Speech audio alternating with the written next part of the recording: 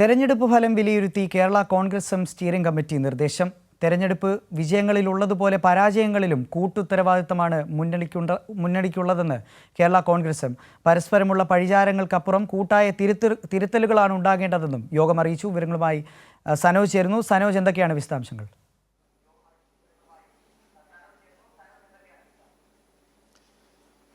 കോട്ടയത്ത് കേരള കോൺഗ്രസ് എമ്മിൻ്റെ steering committee യോഗം പുരോഗമിച്ചുകൊണ്ടിരിക്കുകയാണ്. പാർട്ടി ചെയർമാൻ ജോസ് കെ മാണിയുടെ അധ്യക്ഷതയിലാണ് യോഗം ചേരുന്നത്.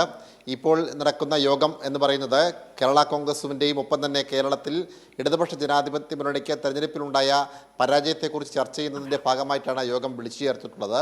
ഈ യോഗത്തിലുണ്ടായിട്ടുള്ള പ്രധാനപ്പെട്ട ചർച്ച എന്ന് പറയപ്പെടുന്നത്, ഈ യോഗത്തിൽ അതായത് പരാജയത്തിൻ്റെ പേരിൽ മുഖ്യമന്ത്രിയെ മാത്രം പഴിചാരുന്നതിൽ യാതൊരുവിധ അർത്ഥവുമില്ല.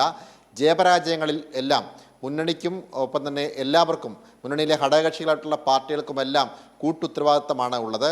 വിജയത്തിൽ എല്ലാവരും അവകാശവാദം ഉന്നയിക്കുന്നത് പോലെ തന്നെ പരാജയത്തിൽ എല്ലാവർക്കും ഉത്തരവാദിത്തമുണ്ട്. അതുകൊണ്ട് തെറ്റുകൾ തിരുത്തി വീണ്ടും ശക്തമായ പ്രചാരണ പ്രവർത്തനവുമായി മുന്നോട്ട് പോകണമെന്നുള്ള ഒരു വിലയിരുത്തലിലാണ് മുന്നണി യോഗം എത്തിച്ചേർന്നത്.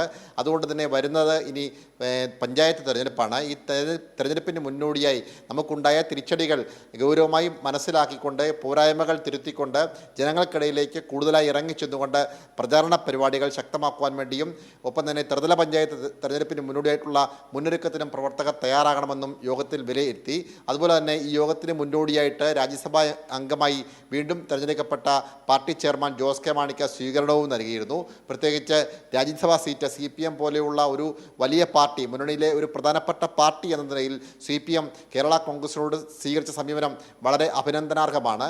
വലിയ പരിഗണന CPM കേരള കോൺഗ്രസിന് നൽകി. അതിൻ്റെ ഭാഗമായിട്ടാണ് പാർട്ടിയുടെ, അതായത് CPMൻ്റെ കൈവശമുണ്ടായിരുന്ന രാജ്യസഭാ സീറ്റ് ഒരു വിട്ടുവീഴ്ച എന്ന നിലയിൽ കേരള കോൺഗ്രസിനെ മുന്നണിയുടെ ഭാഗമായി ചേർത്ത് നിർത്തുന്നതിൻ്റെ ഭാഗമായി CPMൻ്റെ സീറ്റ് കേരള കോൺഗ്രസിന് വിട്ടു നൽകിയത് എന്നും യോഗം വിലയിരുത്തി. ഒപ്പം തന്നെ ആ പരിഗണന മുൻപ് UDF ഉണ്ടായിരുന്നില്ല എന്നും, ജോസ് കെ മാണിക്ക് മുമ്പ് രാജ്യസഭാ സീറ്റ് നൽകിയപ്പോൾ കേരളത്തിൽ അങ്ങോളം ഇങ്ങോളം യൂത്ത് കോൺഗ്രസിൻ്റെയും മറ്റ് നേതാക്കന്മാരുടെ നേതൃത്വത്തിലുണ്ടായ എതിർപ്പുകളും യോഗത്തിൽ ഉയർത്തിക്കാണിക്കുന്ന ഒരു സാഹചര്യമുണ്ടായി. എന്തായാലും വരുന്ന ആളുകളിൽ പരാജയങ്ങൾ, അതായത് ഈ തെരഞ്ഞെടുപ്പിലുണ്ടായ പരാജയത്തിൽ നിന്നും പാഠം ഉൾക്കൊണ്ടുകൊണ്ട് പൂർവാധികം ശക്തിയോടുകൂടി മുന്നണിയെ നയിക്കാൻ വേണ്ടിയുള്ള പ്രവർത്തനങ്ങളിൽ നേതാക്കന്മാരും പ്രവർത്തകരും ഇടപെടണമെന്നുള്ള ഒരു നിർദ്ദേശമാണ് ഈ സ്റ്റിയറിംഗ് കമ്മിറ്റി യോഗത്തിൽ ഉയർന്നിട്ടുള്ളത്.